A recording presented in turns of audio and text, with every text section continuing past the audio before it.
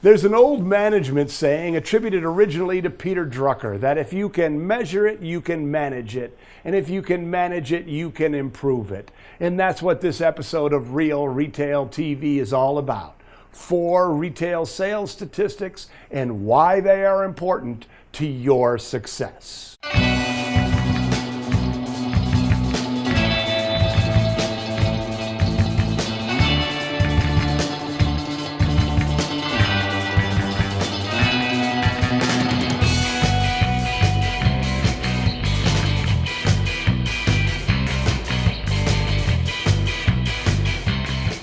So if you follow sports at all, you know that how people measure success is by looking at numbers. They look at wins and losses. They look at individual statistics. If you're a baseball player, there are statistics like batting averages and strikeout percentages. If you're a basketball player, you're looking at things like offensive rebounds, defensive efficiency. All of these statistics, while not telling an entire truth, give insights into performance.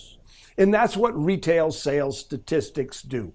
They give you insights into your team's sales performance.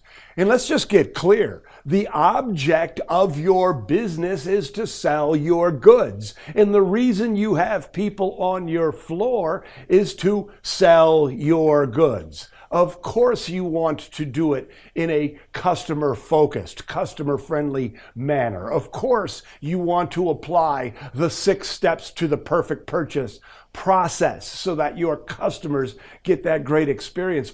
But at the end of the day, it's all about whether it's working or not. And statistics give you great insights into who's doing well where.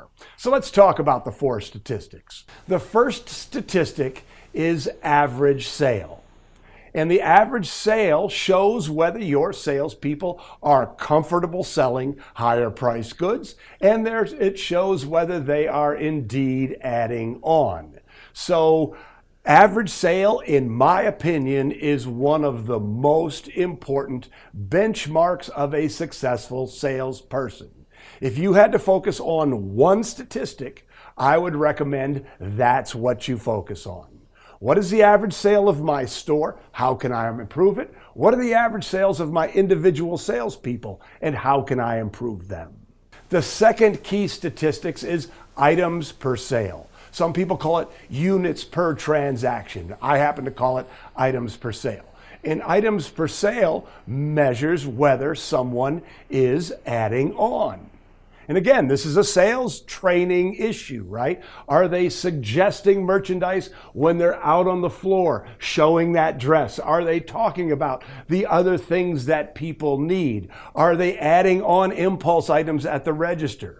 There is an enormous amount of money to be made by making sure your people are successfully and skillfully adding on. And items per sale is the statistic that measures that. The third statistic is sales volume per hour. Now, this is interesting because a lot of people like to do the tasks. You know what I'm talking about. They like to tidy up the stockroom. They like to work on displays. They like to find things to do that aren't associated with getting out on the floor and serving your customers. But let's go back to a statement I made earlier. The job of your salespeople, yes, is to keep your store looking good. Yes, it's to do the operational tasks. But the real job is to turn the foot traffic you have into your store into cash in the till. So when you start to look at your statistics, when you look at sales volume per hour, you will start to see who is operationally focused and who is sales driven. And one of your challenges is to take those people who are operationally focused and shift their thinking into giving your customers that great experience. So while everybody has to do work, and while I think Sales volume per hour is not one of the most important statistics. I think it is important and bears watching. The fourth statistic is conversion. And conversion measures the percentage of people who come into your store and actually buy. Now, for a lot of you, if you have a destination store, conversion is not that important. No, I shouldn't say that. That was incorrect. It is important, but managing it and measuring it is not as important. Because if you're a destination store, the people who come into your store are probably going to buy. So your conversion number is naturally very high, and you might want to keep an eye on it, but you're not going to want to focus on it like you focus on average sale or items per sale. So, but however, having said that, if you go to downtown Grand Haven, where in the summer there are lots of tourists just walking around, I call it casual traffic, people killing time, people just window shopping, people just shopping. If you have a store like that, conversion, measuring it, managing it, coaching to it, making it increase is critical. So I can tell you, as a retail guy and as a guy who loves to go into shops and see what's happening, the world is filled with stores who have salespeople who don't even engage a customer. I don't know if it's happening. No, I'm sure it's not happening in your store. But have you ever gone into a store and somebody looks up from behind the counter and says, "Hi, can I help you with something?" That is a surefire way to suppress your conversion. You need to train your people how to skillfully get from behind the counter and greet a customer and ask a key question that will get them into a conversation, that will allow them to proactively have that conversation and ask good questions and actually sell something.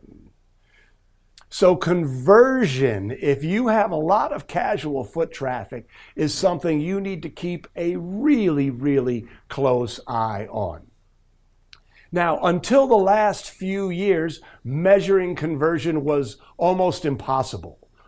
You had to spend an enormous amount of money for a traffic counter. But now the price of traffic counters has gone way, way, way down. And even the smallest independent retailer can afford a traffic counter. So you need to invest in that technology, but the information that you will get from that technology, the ability to manage, measure, and improve your conversion makes that investment really, really worthwhile. So there they are, the four statistics that really, if you just pay attention to these four statistics, you will have a really, really good idea about what's happening on your sales floor. You'll see where improvements can be made, and you'll really be able to increase your sales in a meaningful way by paying attention to the important things that are happening on your floor. So your action item, should you choose to accept it, if you want that 10, 15, 20% increase in your sales, your action item is first to go into your point of sale system and look at these statistics. See where you are right now.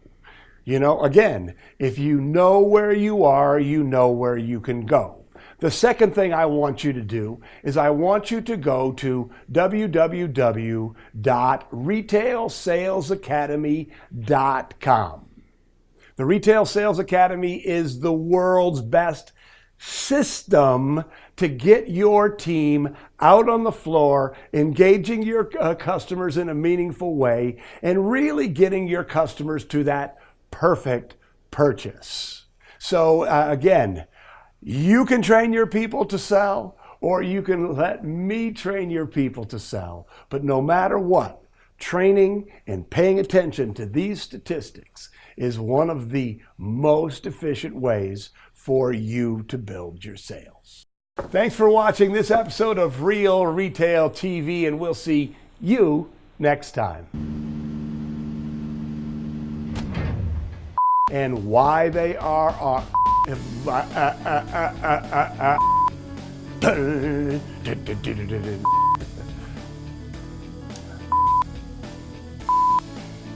oh, I had the perfect opening in my head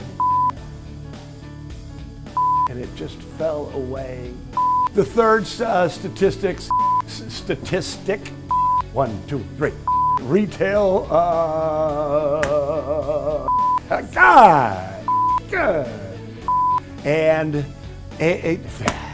by paying it, customer, no, it,